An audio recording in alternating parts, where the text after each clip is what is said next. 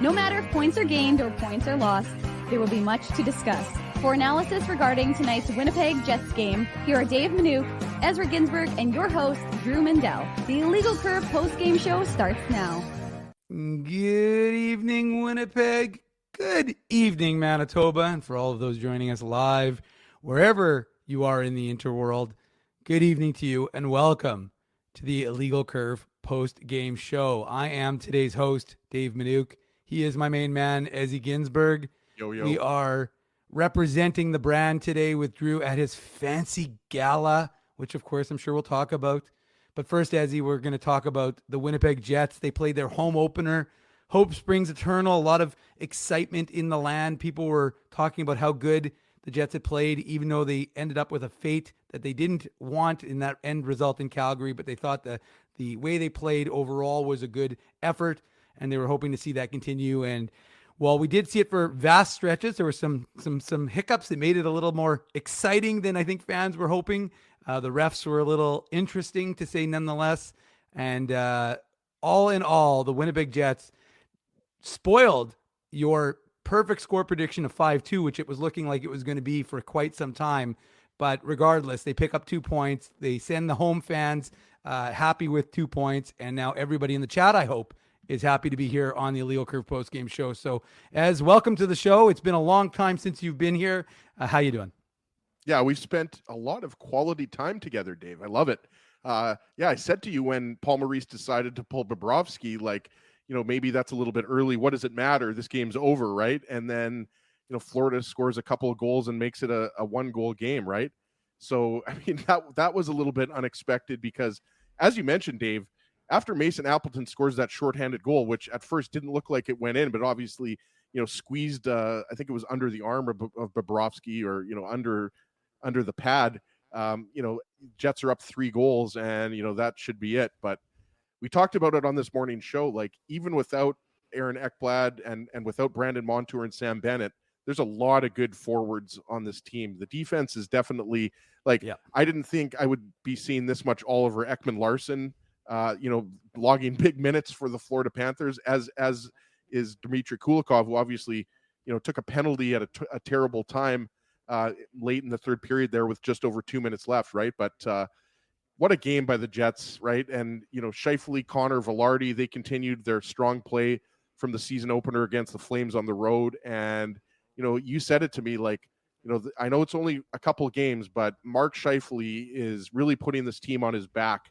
and excelling in all areas, right? Like he was, 90% in the faceoff circle? Like Scheifele's a guy that's, struggled to get to 50% in his career. Yeah. And he was excellent in the faceoff circle. He was excellent. And for me, Dave, we talked about this. We watched the first couple games, first couple periods at Canada Life. And then we came back to your place here. But yeah. I mean, the penalty kill was a huge, huge factor for me in this game. I mean, I think they ended up killing off, 7 penalties in this game. I mean, and we have to mention the officiating was a little suspect, right? Like the Neil Pionk interference penalty, the no call on the Scheifele trip in the third period. Like the referees were clearly calling everything. So it kind of disrupted the flow a little bit. That's what I told you, Dave. Like, I don't love that when, you have, 6 or 7 penalties in one period, whatever it was. There were a lot of penalties in the third period and throughout the game. But the Panthers power play, even though it looked solid, they definitely could have capitalized on a few more opportunities, and maybe they wouldn't have been down 3 goals in the third period. But yeah, overall, Dave, like after losing the first game, even though the Jets, give up the 3-goal lead and Florida made it way too close for comfort, all fans care about is that the Jets got the win in the home opener. And I think what's going to stand out to the Jets fans, aside from that victory, is just, how good the top line looked. And really, I mean, you got, the goal from Morgan Barron on the fourth line, the third line chipped in. Alex Iafallo, I thought, had a really strong game. Again, he was really good against Calgary. So critical power. That's what stood out to power me. Play, has he? Absolutely. He drew the penalty. And, we knew going into this season, the forward depth was going to be a key for the Jets. And yes, I mean, you don't like, again, the fact that the Jets gave up those late 2 goals in the third period. But at the end of the day, you got the win. And really, that's all that matters at this point. Well, I mean, the question for me is, what are we supposed to do right now? Should we be doing like a Betway game recap, or should we really be dissecting the goal songs that were announced as the players were introduced throughout the course of the first few minutes just prior to puck drop at around 3:00. So there were some elite. Oh, you're muted, as you're. I can talk about. I mean, what about Morgan? I mean, Spirit of the West. I mean, Dave, some of our younger viewers and listeners might not really know who Spirit of the West is, but Spirit of the West is a classic Canadian band, and I believe they are from the Maritimes, right, Dave? I'd have to check that, but I think they are from the Maritimes. Morgan Barron, right, of course, is from Halifax, as is Dan Robertson, and of course, give a shout out to Rick Ralph, our favorite Maritimer. Yeah. But I love that one. But I mean, for me, Gabe Velarde, Macarena, I mean, that's hilarious. Yeah, and I love that Kyle Connor went old school because Rev Theory, hell yeah, that was individual goal songs. I think you'd have to go back a few years for that, Dave. Yeah. But I love Rev Theory for Kyle Connor, which we obviously heard.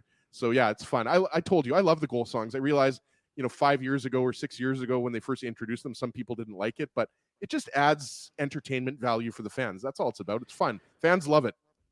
Well, I mean, we're just here for nothing but a good time, as Alex Iafallo will discover whenever he scores the classic 80s song by Poison.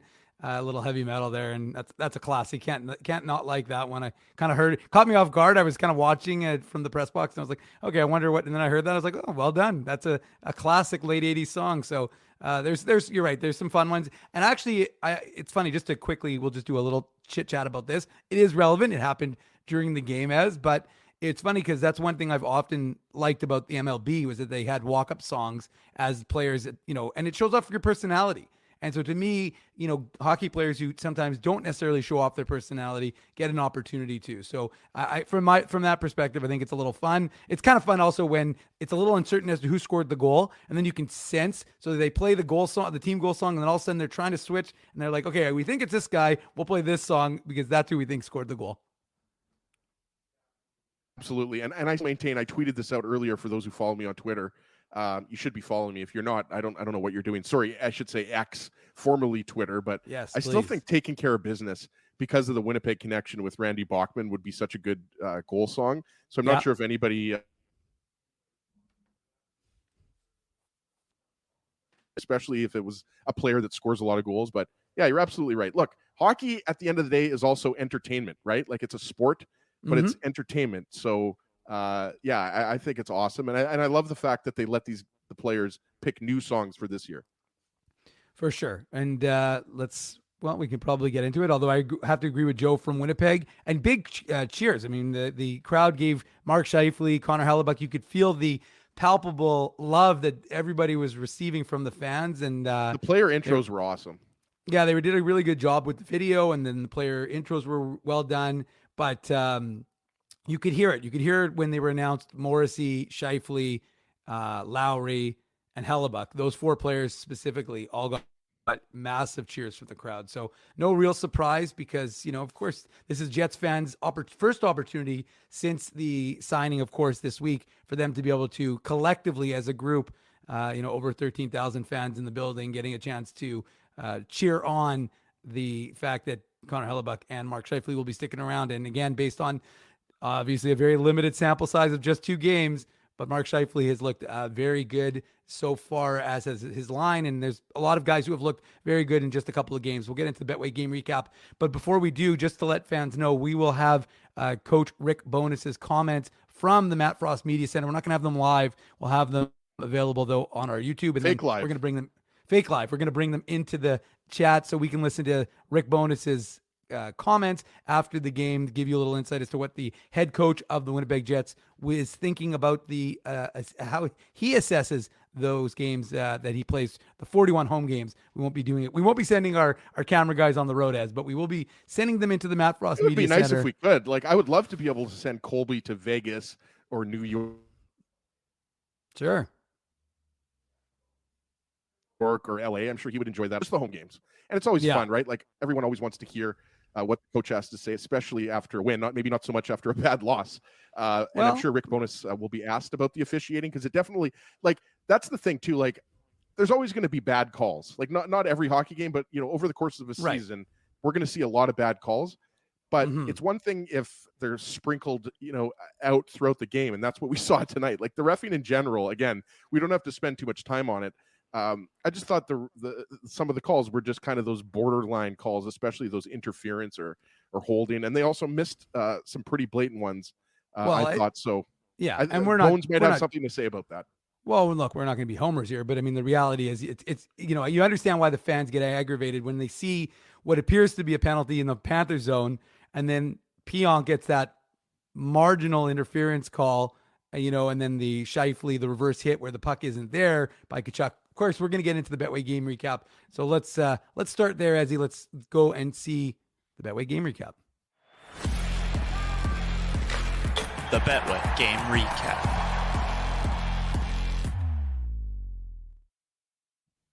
The Betway game recap is brought to you by Betway, one of the most trusted voices in sports betting, both in Canada and all around the world.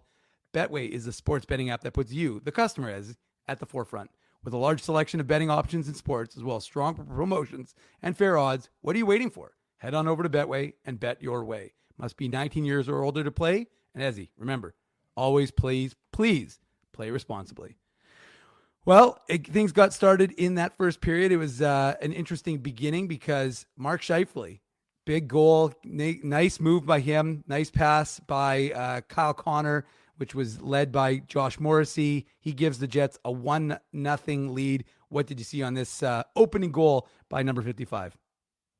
Well, I think it's Captain Obvious, to talk about the pass by Kyle Connor, because even though it's a power play, the Florida Panthers were in good position, right? Like they had vintage Connor and Scheifele. They've played together for so many years that they know where each other are on the ice, but also just the anticipation and knowing exactly where to put the puck.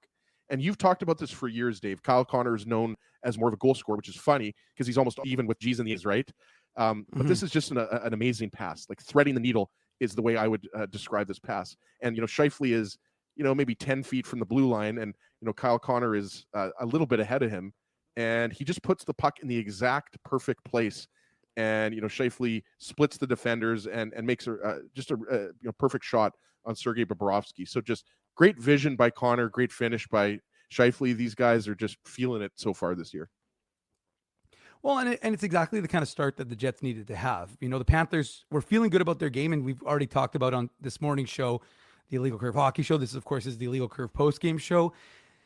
Lots of shows, hopefully people are smashing that like button. Hopefully people are hitting the subscribe button. So put the bell on to let you know whenever we go live, whenever we post.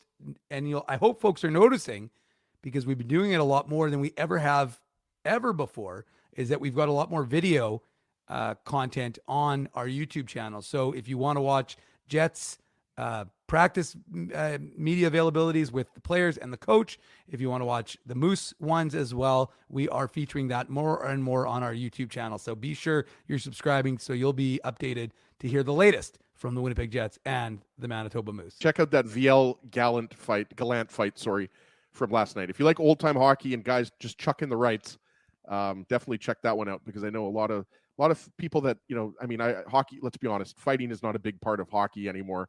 It's more so, I think you would agree, Dave, you see more fighting in the American Hockey League and the ECHL, but that's also, I believe we have that up there. So that was a good scrap. Yeah, that was a good little tilt, a little tizzy. We got it up on the YouTube, and let me tell you, it's getting a lot of action, a lot of attention. But before we get to the goal that tied the game for the Panthers, should give a mention that Nate Schmidt was playing in his 600th NHL game, which is an impressive mark. I know some folks are down on the Minnesotan, but let me tell you something. The fact that he is an undrafted player who's made it to 600 NHL games, that's an impressive feat, regardless of how you feel about him currently. But the fact of the matter is 600 games is nothing to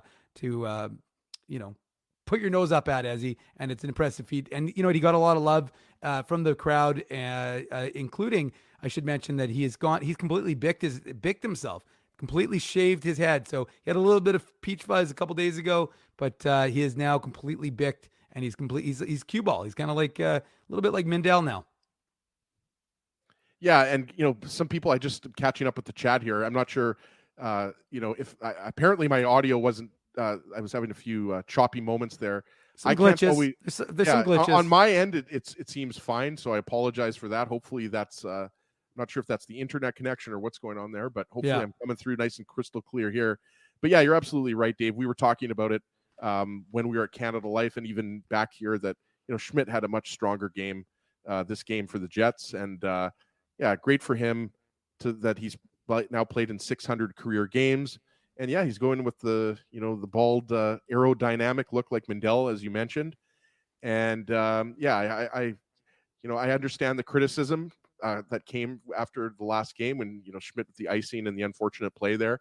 But I thought he was much more solid, just making simple plays, right? Just moving the puck a little bit more efficiently out of his zone, minimizing turnovers, stuff like that. And again, it's early on in the season, and you'd like to see a little bit more offense from Nate Schmidt, but I think that'll come eventually. Yeah, and again, this is a player who's dealt with some injury throughout the course of training camp, and so you're going to expect a little bit of rust coming off of him, and we'll see, if he's able to turn that corner and play. Because early in training camp, he actually kind of did look like he had gone back in time and was looking pretty solid. So we'll see if he can keep that going. And I just want to make a comment or make a mention of one of the comments Craig said. There was a tribute video for Kevin Stenley, but why not one for Paul Maurice? It's because Paul Maurice, of course, was with the Panthers last year. So he and Jamie Compon got their tribute last year. Kevin Stenlund, of course, returning. I think Kevin Stenlund was surprised, to be honest with you, that he got mentioned, that he got a little bit of a tribute, but he was appreciative. He did give the fans, stand and give the fans a shout out. I thought they were going to go into a highlight reel, show all of Kevin Stenlund's, top moments, all those goals, all those penalty kills, everything like that. But they could have done a tribute video for Dmitry Kulikov as well, right? He played a few seasons. How many seasons did he play in Winnipeg? 3 or 4? Something like that, but he's also played for 17 teams in between now the Panthers and the Jets. So I don't know that it's necessarily something they're too focused on. But regardless, let's keep things rolling here, Ezzy, on the Betway game recap. This was 1-0. Jets were looking good, but then the Panthers score an absolute beauty on I believe this was the power play goal for the Panthers. Sam Reinhart in the right place at the right time. He takes the Rodriguez slap pass and redirects it past Connor Hellebuck, who really didn't have much of a chance, and Matthew Tkachuk set that up over to Rodriguez. So what do you think on the even up goal for the Panthers? Yeah, you kind of hit the nail on the head there, Dave. Like, Sam Reinhart actually had a good scoring chance earlier, and he was one of those players that we were talking about. Like, everybody knows who the two best forwards on the Panthers are, right? It's Matthew Tkachuk and Alex Barkov. And we'll obviously touch on Barkov's goal in the third period when we get there. But, Sam Reinhart, Carter Verhaeghe, like, you can say whatever you want about the Panthers and how they kind of, just squeaked into the playoffs, but you don't get to the Stanley Cup finals without good players, right? Yeah. And Reinhart is one of those good players. He was a guy that I believe there were some trade rumors involving Sam Reinhart in the summer, but obviously that never materialized. And look, with Bennett out of the lineup, not to mention the two defensemen that we've talked about already out of the lineup. But a really play by Rodriguez there. And, we talked about it, even though the Panthers only had the one power play goal or 2 power play goals? I don't think they scored again on the power play, did they? I forget, but they had a lot of opportunities. So, I think that was their only power play goal. Mm-hmm. And that, to me, again, going back to what I said, was the difference in this game, right? Like, the Jets killed penalties off when they needed to. It would have been nice if the Jets added some more power play goals as well. But they had 2 out of 6. But so I just think that was a really nice play by Rodriguez, and I really like the look of the Panthers. They're a good offensive team, even without Ekblad and Bennett in the lineup.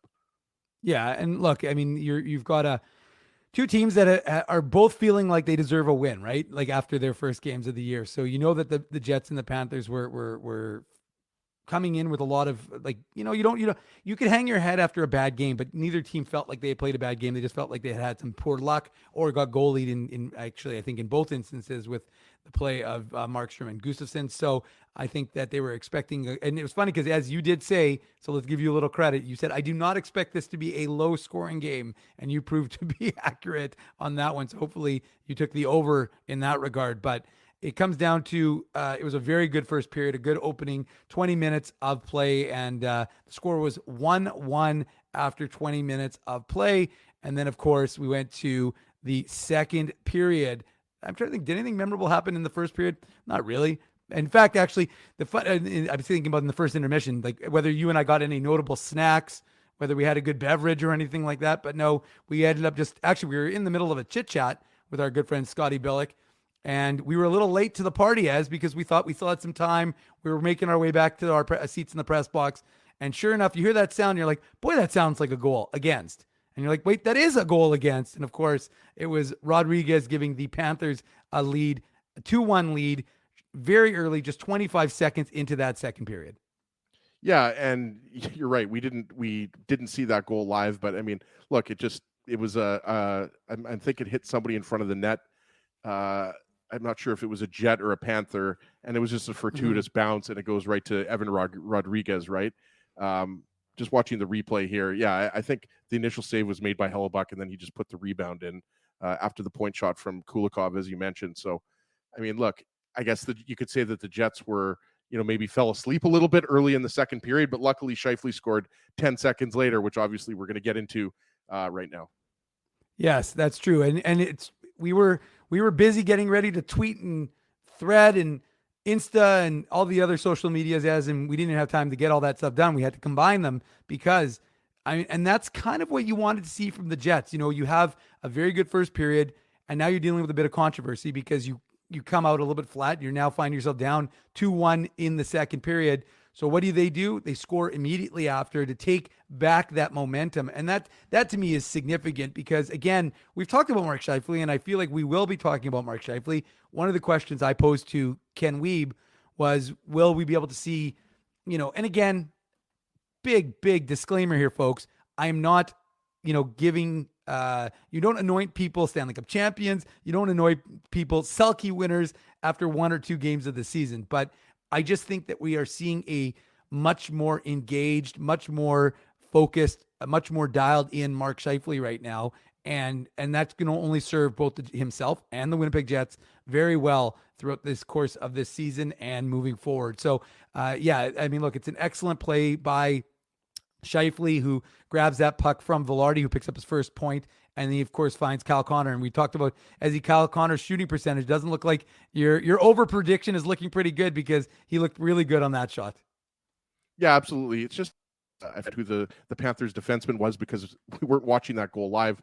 We missed a couple of Jets goals, but yeah, Scheifele wins a puck battle and then just makes a really nice play to Connor. And we talked about it on Connor's goal in the first period, right? Like the chemistry is always there between the two, and they just know where to put the puck. They have this isn't their first rodeo. And yeah, I just love Scheifele's pursuit of the puck there. That's what stood out to me. And obviously just a great response after Rodriguez made it 2-1. Absolutely. And you could feel the momentum start to shift there at that point because the Jets, were feeling it a little bit more. And what have we talked about? We've talked about the need for the Jets to have a fourth line with identity. Again, something we talked about with our good friend Ken Wiebe of, I want to say the Winnipeg Free Press, even though it still sounds weird when I write it or if I say it, but we talked about this fourth line. And again, we're not anointing this the best fourth line the Winnipeg Jets have ever had. Because, of course, as everybody knows, the best fourth line the Winnipeg Jets have ever had, named by the man opposite me, is the GST. So with all due respect to any obviously, other we don't even have to mention that. And I mean, let's be honest, Kupari and Barron and Nemestikov could score 30 goals each, and they're still not going to be as good as the GST line, right? That's right. Shout out to Thorbs, Tanner Glass, and Jim Slater. No, but I mean, we're obviously joking here, but are we? The fourth line has looked excellent, right? And we've Yes. only seen them for 2 games, but and also I do want to see David Gustafsson at some point. Like, I mean, he is that 13th forward right now. So, I mean, hopefully he does get games, but I don't think he's going in Tuesday night versus the Kings, Dave. Like, and we're going to get into the third goal by the Jets here, but the early signs are very good that this is the best fourth line the Jets have had in at least the last 3 or 4 years. No, there's no question about it. I mean, the fact of the matter is everything I'm seeing from Rasmus Kupari, and I didn't know anything about him. I've watched him in training camp. I was impressed with his speed and I was impressed with his physicality because I didn't, again, have much of really any expectations for him or what to know about him. So from that perspective, I was kind of like, okay, well, I don't know anything about this guy, but again, I was liking what I was seeing in training camp, but we have to see what this guy can do in the games. And so far, I'm liking what Rasmus Kupari is bringing, both from a speed perspective and from his ability to be in the front of the net and be hard after pucks. And, that Morgan Barron goal is really as a result of the hard work by Rasmus Kupari. And then Morgan Barron, he'll also get credit because he's in the right place at the right time. And that's a huge goal 5 minutes later, or no, sorry, not about 7 minutes later, because it gives the Jets the 3-2 lead. Yeah, and it's going to take a little bit while to get used to that. But they were saying, there could have been a trip on for Kupari there. But to me, that's just he took the puck away. Like that's just a strong forecheck. Takes the puck from Josh Mahura, I believe.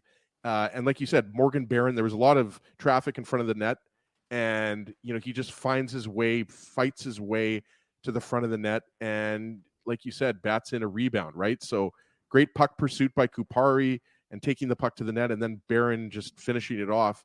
And, that's what the fourth line was doing. They were noticeable. They were in on the forecheck, and, they were creating some offensive chances in limited time. And there was a lot of power plays. So obviously, Kupari and Barron are going to be guys that kill penalties, but nobody on that line is going to be out on either of the power play units, right? So in that sense, they played a little bit less maybe than they would in a game which had less power plays. But yeah, I just love that. And like I mentioned earlier, I loved hearing that Spirit of the West song when Barron scored. That was definitely a classic, although it's interesting because he's a guy from out east. So maybe he longs to be out in the West, as that's his focus. I thought Spirit of the West was from the East, which was maybe no. You're right, but I'm saying, I'm saying he's a guy from the East. Sure. And the song "Spirit of the West," which is where, of course, in relative to where he was from, sure, is where they I'd are like now. To go west, Dave. I wouldn't mind going to Vancouver or maybe Victoria. As I remember not that long ago, someone offered to take you west, if I recall correctly, at one night at the Grove. Anyways, getting back a minute or something later, I'm not entirely certain. This man was an offensive juggernaut last year, and one of the things that we knew that head coach Rick Bowness talked about was the wanting the defense to score, be activated. Well, Dylan DeMello did get activated. Really nice play by Cole Perfetti, who had, you got to give him credit. Nino Niederreiter is the one who initially has the puck, gets it over to Perfetti, and you got to give Perfetti credit because he could have hit the early guy, but he sees DeMello coming in with more time and space and finds him, and DeMello makes no mistake. Yeah, and we talked to Murad about this at FanFest, how he was expecting a lot of offense to come in triangles with Scheifele, Connor, and Velarde playing in tight spaces, and using their stick handling and speed abilities, right? And that was kind of a similar thing here. Like Niederreiter's a guy that we know, he loves to play like those board battles. Nino Niederreiter has been making a living in the NHL for a long time doing that, right? And you're absolutely right. I mean, that is the definition of a beauty tape-to-tape pass by Cole Perfetti. But let's not diminish the snipe by Dylan DeMello. And the thing with DeMello is like, he's kind of that guy that everybody just always respects for how good he is defensively, right? Killing penalties. And he was out there. I wanted to check his PK ice time, Dave. I don't know if you have it up there. I know that DeMello, he played 21 minutes and 5 seconds, which was third on the team, but he must have played 5 or 6 minutes on the PK at least, right? I think so. Yeah, I don't have it right in front of me, but yeah. So DeMello was excellent, but on the PK, but what a snipe by him. And he just came off of his career offensive year. So you love to see that. And we talked about it in a game like this, where, it looked like the Jets were going to win by 2 or 3 goals, but you're getting contributions from your first line, your second line, your fourth line, your third line, all 4 lines, and, a depth defenseman who you're not expecting a lot of offense, even though, DeMello's on the top pair. You know what I mean? In terms of offensive depth, it's Josh Morrissey, it's Neil Pionk who you're expecting to get, goals like that, right? So I was really impressed with DeMello's game. And I'm not surprised at all because he's one of the more consistent Jets defenders. Well, and that I think is appropriate to say. What are we going to attribute to Dylan DeMello? The Seagram shot of the game. I think Morrissey will have no problem with DeMello winning that, right? Like it's his D partner, even though he's in the graphic. So that's a good call. I don't think there's any doubt. There were some good shots in this game, but I think we'll give it to DeMello.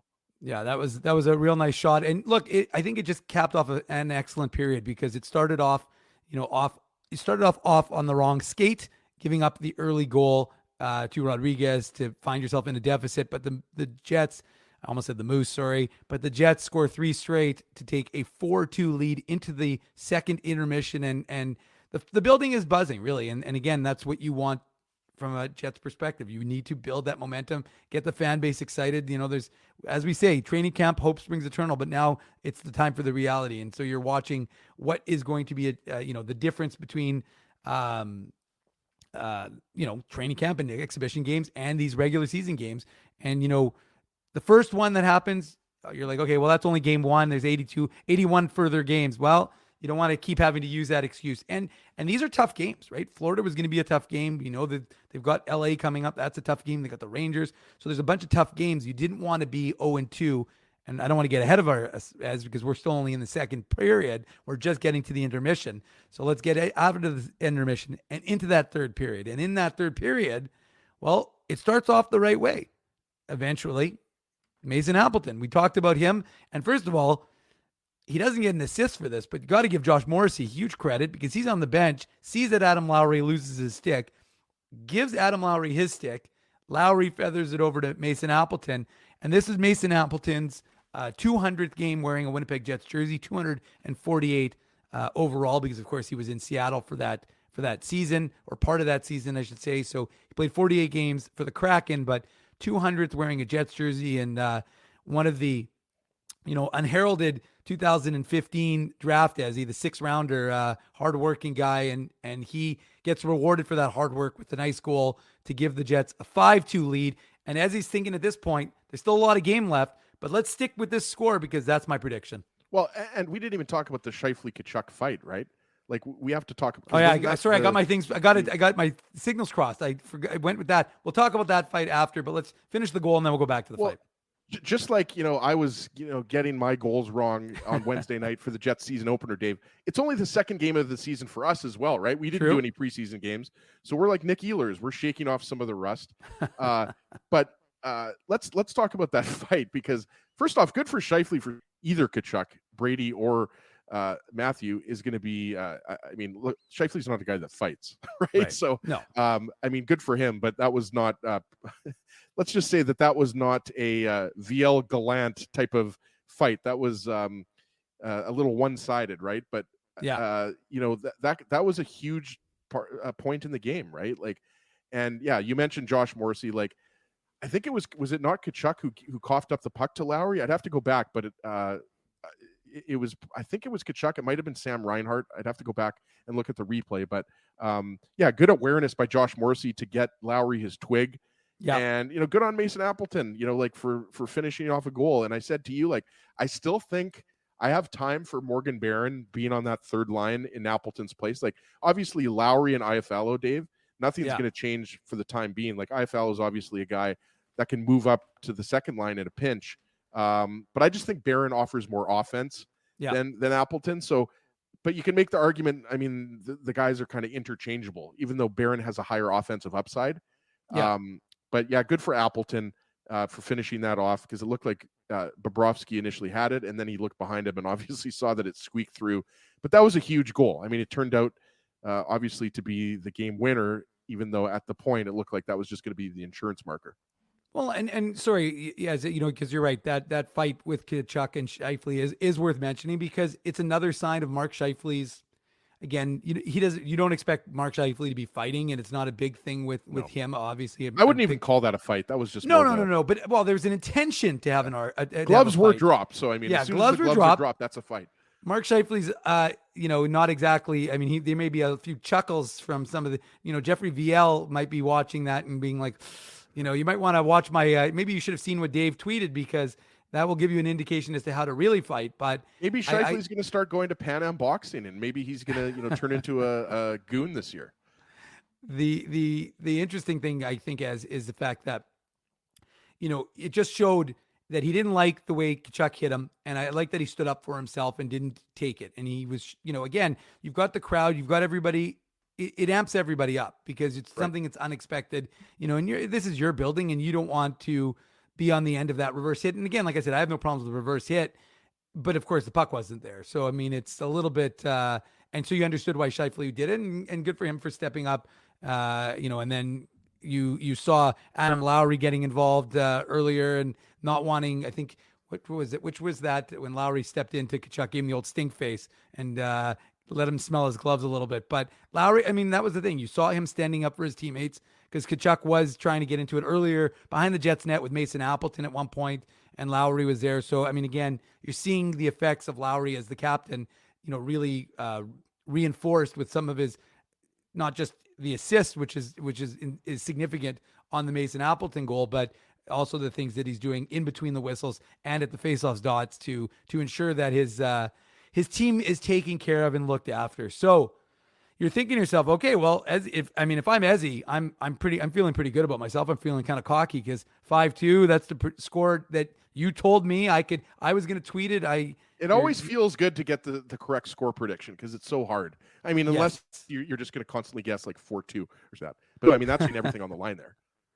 Yeah, 4-2 is an easy one, generally speaking, but it was 5-2 for the Jets, and they were looking like they were in cruise control with Mason Appleton's shorthanded goal.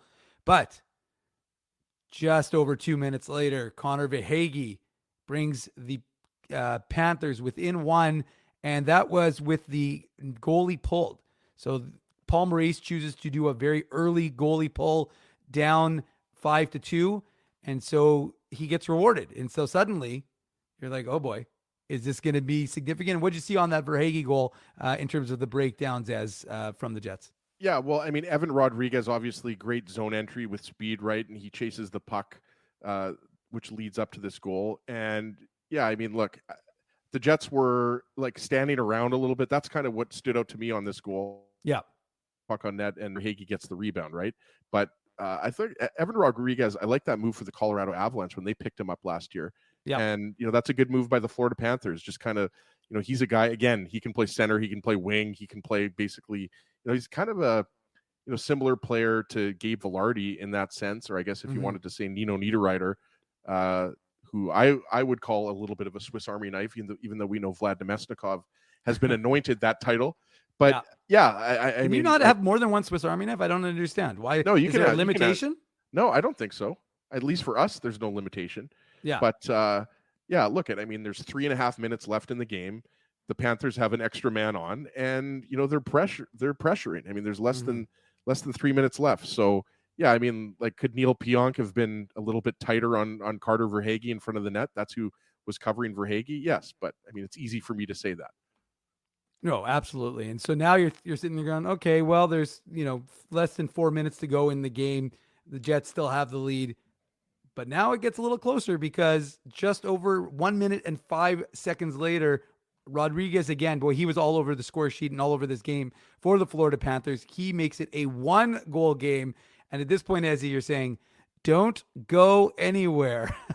And I was about to start tweeting because the net was empty again for the Panthers. Would we see is it Gangnam Style? Is that Connor Hellebuck's goal song? So I mean, would we be seeing that, even though we know Connor Hellebuck traditionally doesn't shoot the puck on for the empty nets, but with the 2-goal lead, we thought maybe he would. Suddenly now it's a 1-goal lead. Yeah, and it was near icing right before this goal was scored. But like, what stands out to me is obviously Alex Barkov, Sasha Barkov, some like to call. Like, it's just everybody knows he's a great defensive player, but he's just a great player in general. Like he's a guy that is regularly in the Hart Trophy conversation, right? Maybe not last year's regular season, not so much, but certainly in the playoffs he was excellent. But again, like, the Jets are sitting back a little bit too much here, right? Yeah. Anymore. So then you start to grip your stick a little bit tighter. I just thought it was a little bit too easy. For Sasha Barkov to go through the neutral zone and obviously, get the puck over to Evan Rodriguez, who finishes it. Sam Reinhart was also involved in that play. He was the other forward on the ice. Well, actually, there would have been 2 other forwards, but it was a little too lackadaisical for me. The Jets' defensive zone coverage. Thankfully, that was it. Connor Hellebuck shut the door after that, the last couple minutes. But again, give the Panthers credit for clawing back. They're a scrappy bunch. Ekblad and Montour and Bennett, obviously. And so they know that it has to be a score by committee type of situation. But yeah, I mean, look at all we're going to remember is this big win over the Panthers. So yes, you don't like that, but it's one of those things that you kind of have to just say, okay, yeah, we have to clean it up when we're in shutdown mode late in the third period. Yeah. But at the end of the day, Mason Appleton's goal gave them that cushion, and they were able to hang on. Well, and we should mention, speaking of Matthew Tkachuk, there was that stretch pass to him while he was hanging out at the Jets' blue line where he managed to get in tight on Connor Hellebuyck, slid it under him and wide. So he could have tied the game very close. And instead, no surprise, Kyle, without Blake Wheeler to get empty net goals, they need a new guy, I guess Kyle Connor, probably the most accurate shooter on this Jets club. He gets the puck. He makes no mistake from pretty much from the Panthers blue line, I think it was. We're not going to ask you to break down the goal, Ezzy, because it was an empty netter, and we don't do that here on the Illegal Curve post-game show, which comes to you 82 times during the regular season. And, of course, if there are playoffs, every playoff game as well. That's Ezra Ginsburg. I'm Dave Minuk. This is the Illegal Curve post-game show. The Jets hold on for their first win of the season, Ezzy, to take it 6-4 over the Florida Panthers. They are off tomorrow, and they'll be back on the ice. I'm assuming, we haven't seen the schedule yet. That'll come out tomorrow, but my suspicion is there'll be a practice at some point on Monday, and then, of course, they host the Pierre-Luc Dubois and the LA Kings on Tuesday. So a good win overall. Was Dubois suspended at all or fined, or was that no? Nothing? I don't think there was any sort of supplemental discipline for that knee. He was pretty lucky. I mean, that was. Yeah, that was border. I was thinking he'd probably, if anything, get one game. Like, I didn't think it was multi-game, but yeah, looked bad. Sure. Maybe on the replay that I saw maybe was worse than some of the other replays that the NHL department, because they have 100 angles that they can look at, right? Right. But I'm a little bit surprised that he didn't get one game on that. Absolutely. It was definitely a little bit surprising, but regardless, the Jets now have one win in the books, one loss, and they are 1-1 to start the season. And I think Jets Nation is breathing a sigh of relief that they held on for tonight's win, because anything less, even if they would have won in overtime, it makes it a lot more hollow. So look, there's some things you need to clean up. The 6-on-5, as you said, wasn't ideal, but ultimately this Jets club was able to hold on and pick up the win. And again, a lot of guys did some good things. Most, the guy we want to really focus on, or I want to focus on, since I'm at the helm right now, is Mark Scheifele, because again, it's only a couple of games, but you've got to be liking what you're seeing for 55, the effort in all three zones, and again, scoring goals and winning faceoffs, chucking the knuckles. I mean, I agree. He's been the best Jets forward so far. Hopefully, I'm not cutting out. I'm not sure. No, you're good. Am I low? Am I cutting out? I'll explain. I've got some theories, but we'll talk about it during the break or another time, maybe after the show. We won't get into it right now, but we will. This isn't the audio hour here, but yeah, I agree with you, Mark. I would give him the first star in both of these games. Put it that way. I've been critical, just like a lot of people have, of Scheifele sometimes, the way he plays defensively, but I have had no issues with his game. He has been fantastic. So. You get all the gold stars I possibly could give out, Mark. You get a gold star. You get a gold star. Hopefully all of you are smashing that like button. It's going to be a second time. See, now you cut out. If they haven't already. See, I think most people heard some of what you said, but maybe not all of what you said. The point is, hopefully you've smashed that like button for the second time today, because of course, this is the second show we are doing. This is the Illegal Curve post-game show. This morning was our Illegal Curve hockey show. We're going to go to commercial break, and we will come back with more thoughts from Dave Minuk, who's me, and Ezra Ginsburg, who's him. Your coworkers love you because you always make them laugh. You're the life of the party with stories that have them rolling on the floor. Or maybe you're just the quiet one in the corner with the one-liners that just slay. Do you have what it takes to become Winnipeg's funniest person with a day job? Try your luck. Hit the stage at Rumors Comedy Club, and you could be walking away with $1,000 cash. Winnipeg's funniest person with a day job. Presented by Rumors. For all the details, head to rumorscomedyclub.com. So you're a pizza person, you married a wing person, but somehow your kids are salad people. You can't pick your fam, but you can pick your BP meal deal, starting from $18.99 for takeout or delivery at bostonpizza.com. The game can change just like that. Accidents happen when you aren't protected. So now what? Getting to your injury quickly can make all the difference. Help prevent them from being game changers with Linden Market Dental Center. Bonding, crowns, bridges, and dental implants. State-of-the-art treatments are available to help you get back in the game. To learn more, visit lindenmarketdentalcenter.com. Creating smiles for life. Whoa, Ezzy, everything okay? You look stressed. Of course I'm stressed. We're moving, the house is upside down, the kids failed miserably at packing the fine china, and my life is in chaos. Chaos! Yes, that does sound like a problem. What am I going to do? Ezzy, relax. Rolly's Transfer Moving and Storage is the answer. With 60 years of experience in moving Manitobans and a track record of exemplary customer service, one call to Rolly's and your stress is gone. No job is too big or too small. Just visit Rollies.com and they will take it from there.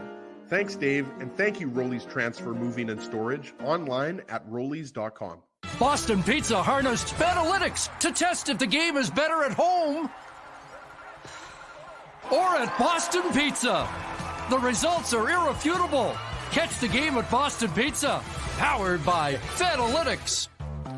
Are you dreaming of your very own backyard rink this winter, but dreading the work involved? Well, stress no longer, because the Rink Guys are here to make it happen.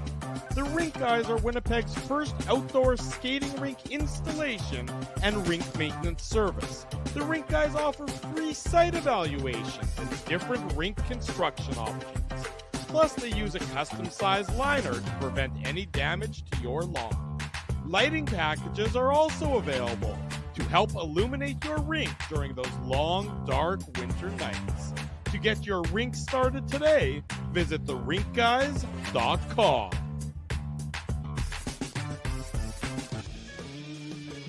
For 3 generations and over 80 years, Tough Duck has been making apparel that works and plays as hard as the people who wear it. From jackets to work boots and everything in between, Tough Duck's clothing can handle the harshest environments, even the illegal curve hockey show. Work to live, live to play. Visit toughduck.com. Welcome back to the Illegal Curve post-game show. Ezzy, it's supposed to be game 2 of the regular season, but I still feel like we're not necessarily in regular season form. I still feel like there's a little bit of lacking in our presentation. So hopefully folks will bear with us and not be too upset when we're not, hitting it exactly perfectly like we think we should be this season. Well, I'm looking at, the comments here and looking for the Tough Duck comment, which we're going to get into here in a second. But there's just comment after comment about my audio, my mic cutting out in and out. And for me, I don't see, it sounds fine to me, right? We did our mic checks prior to going live here, but we'll get it checked out. It might be my computer. I got a new computer, but it's not a fancy computer. I only dropped $600 on this Acer here. But problem is it's missing the C. It's just an Yeah, exactly. So we'll figure it out. I might have to, maybe take it back and maybe go back to the old MacBook. I'm not sure, but hopefully at least, half of what I've been saying has been intelligent, but the only problem is the other half actually hasn't been clearly audible. So yeah, it's all good, but we've had fun and we're going to fix the kinks hopefully. Yeah, we're going to get it all worked out, but right now it's time for The Tough Duck hardest hitting comment. What do you got, Ezra? I like it. Well, I love the fact that I'm being beaked for all of my audio issues. I love it. I deserve to be, and hopefully I'm coming through clear right now. You're good now. Yeah, we're going to give it to Joe Phoenix. I sent it to you in the private chat there, Dave. Like this comment. Yep. Thank PLD for leaving big attitude change inside the arena when all fans know all the players want to play in Winnipeg for the Jets and win finally. And obviously, Blake Wheeler's departure, was a key one as well. But I agree. I mean, it's early. We have to emphasize that. It's only a couple games. But there's a different vibe around this Jets team. And, it's way too early to start making, crazy statements about, how far the Jets are going to go this year in the playoffs, but there's definitely been a change, whether you want to say on ice or, in the locker room or the culture, just like I said, the overall kind of vibe on this team. So I like that comment from Joe Phoenix. Send me an email, ezra@illegalcurve.com, or you can slide into my DMs on Twitter @ICSEG, and just send me your mailing address, and then Tough Duck will ship out a toque to you directly. And hopefully Joe Phoenix heard that, and he heard that email address. So Dave, maybe give my email address again in case I'm not coming in clearly here. No, you're good. You're perfect. Absolutely perfect, Ezzy. You're perfect just the way you are. So don't ever change.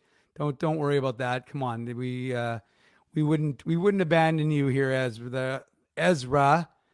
So you picked a good comment, and I think you hit the tone. I think that's the tone that a lot of folks were feeling in the chat, and so I think that's fun an accurate day to be at the reflection rink. of People were having a good time, loving all the absolutely. goals. So that for sure. And then that's really all you want as a Jets fan, right? Like you want to see that your team has put an honest effort in, and you obviously want the win, and that's what they got. So I mean, with all the negativity after last year's first round exit, Dave, we've been covering this team for all 13 years. It's great to see, the joy being back in Joyland for Jets fans. Well, that's an appropriate segue. You went with a former Jets head coach. I'm going to try and get the current head coach's comments up now. I want everyone to, bear with me because, this is going to be, I'm hoping it's going to work. If it works, great. And if it doesn't work, well, then you'll just have to, again, bear with me. And well, that's not the one I wanted to see. See, this is part of the problem. We shouldn't have let Mindell just take off Ezzy and just say that he was going to go. And we'll see. If are we playing it off of the YouTube channel, or are you just playing the clip directly here? What's that? Are you playing it off of our YouTube page, or are you playing the clip directly? I'm trying to play it directly, but it's again, like I said, this Mindell guy leaves, and somehow everybody's. This is not the easiest thing to do, but we will figure out exactly. You keep talking, Ez. Tell the people something smart about as Drew at the gala while I figure this out. Yeah, so Drew's at a gala right now. I'm sure that he's looking very handsome, well-dressed. He's a very well-dressed guy. I'm sure he's engaged in conversation with that highfalutin crowd that's at that gala that he's at. But I'm sure Laura looks much better than Drew does. But no, just back to what we were talking about before, overall kind of thoughts on this game. Just loved how all four forward lines looked, loved how the penalty kill looked. And overall just loved how the Jets were battling, and love the fact that a guy like Mark Scheifele drops the gloves because he doesn't like the hit from Matthew Tkachuk. He's not a guy that you see very often do that. So was really happy with that game. And whether or not we play Rick Bonus's comments live here, Dave, I'm sure that he didn't like how the Jets gave up the 3-goal lead, but I think overall he liked how they stayed in the fight, so to speak, finished the job, and really took over that game in the second period. That's what happened, really in this game. That's when the Jets took over the period, and really kind of put this game out of reach for the Panthers after Appleton scored the 5th goal for the Jets. So overall, a pretty good home opener for the home team. Well, we're going to give this a whirl. We're going to see. Remember, you're learning along with us. Heaven forbid we should have done this in advance of the show, but let's give this a whirl nonetheless. Let's see if this can actually work because yeah, I mean, I'd want everyone to be able to see the audio, but we're like I said, it doesn't seem to be working for me. I wish Mindell would have said, "Hey, Dave, this is how I share the screen. This is what does it." But do you see anything, Ezra? Do the people? No, see I don't. Rick Bonus.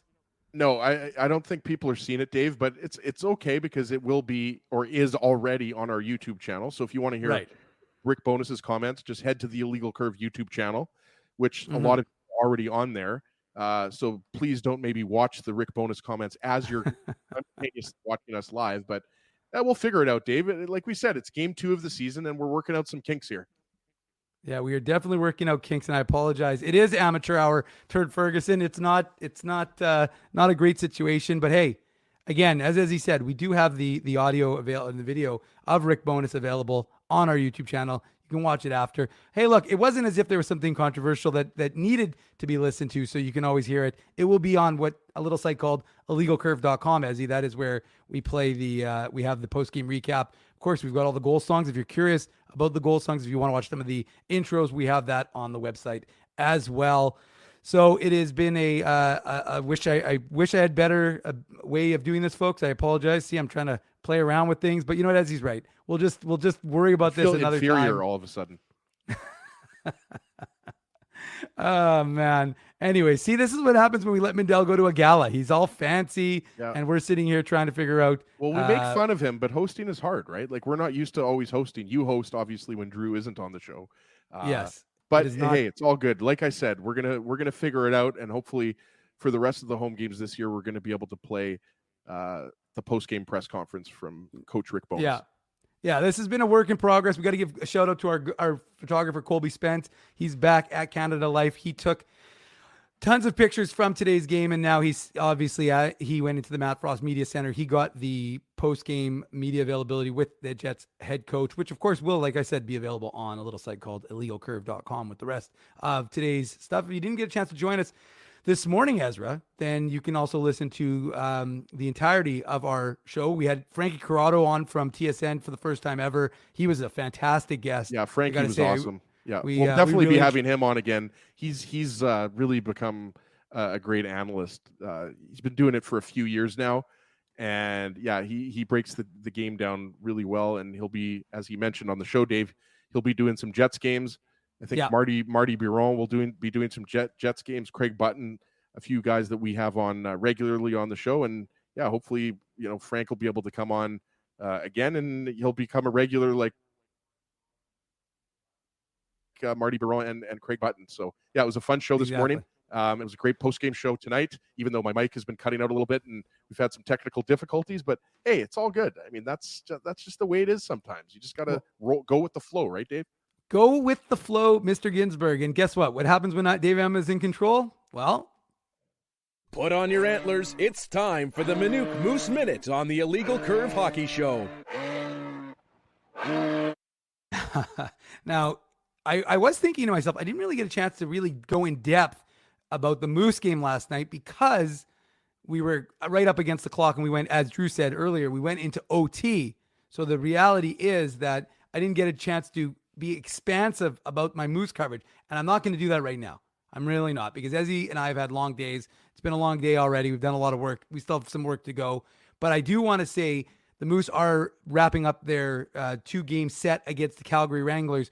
And we got 4 seats available for some fans who want to go in the illegal curve zone. So if you want to go see tomorrow's game, I believe it's a 2:00 start. I should probably know that, Ezzy, but I'm 99% certain it's 2:00. And if you want to go see the Moose and the Wranglers, and you can see Cole Perfetti, Brad Lambert, Chaz Lucius, Nikita Chibrikov, Danny Zhilkin. There's a lot of young talent. Jeffrey Viel, absolutely. So if you want to see those guys, maybe Colin Delia will make his Moose debut tomorrow in net. We'll see about that. There won't be a morning skate, of course, because it's an afternoon game. So if you want to go check that out, remember the Jets are off tomorrow. So no Jets news, not that you're expecting any. They'll just be basking in the win. And we will be back with Jets coverage on Monday. We'll have Moose coverage for you all day long tomorrow. All right, as well, we should probably give a shout out to our sponsors. That at least is something I can remember to do, except of course, because I was in a panic and I closed the window. So I'm going to have to delay for one more second. And then I will give the shout out to the sponsors, simply because we couldn't be here without them. So a big thank you to all of the sponsors of Illegal Curve who make this post-game show, or this morning's Saturday show, and our website, illegalcurve.com, a possibility. They are Rumors Restaurant and Comedy Club, Linden Market Dental Center, Zappia Group Realty, Betway, Tough Duck, Boston Pizza, Seagram's, Rolly's Transfer, The Rink Guys, and Grid Park. Support these fine businesses because of their continued support of Illegal Curve Hockey. I saw Frosty in the comments. He missed the Rink Guys. The Rink Guys are our newest sponsor. Yeah, Frosty, the new rule will be if Frosty is not accurately reflecting who the sponsors in their totality are, then we cannot put up the comment, even though we appreciate the effort from Frosty game in and game out. If you are looking to have a backyard rink built this year, call the Rink Guys. Go on their website, therinkguys.com, email them info@therinkguys, and they will make your backyard rink dreams come true. Great to have them on board this year. There you go. They make your backyard dreams come true, as he just makes all your other dreams come true. True. I'm the dream maker. The dream maker. Well, anyways, we want to thank everyone for spending your Saturday morning and your Saturday early evening with us here on the Illegal Curve Hockey Show, the Illegal Curve post-game show, and of course on illegalcurve.com. So thank you very much. Make sure you've smashed that like button. Please ensure that you're subscribing to this channel. And one other thing I always ask folks to do, and we haven't had any comments in a while, if you can, well, toss comments on the YouTube channel. Those are always good. And if you can, rate the podcast and leave a comment on the podcast. Those always help as well. Review us on Yelp. Yelp is big. We're big on Yelp. We are big on Yelp. I don't know what it is, but we are big on it nonetheless.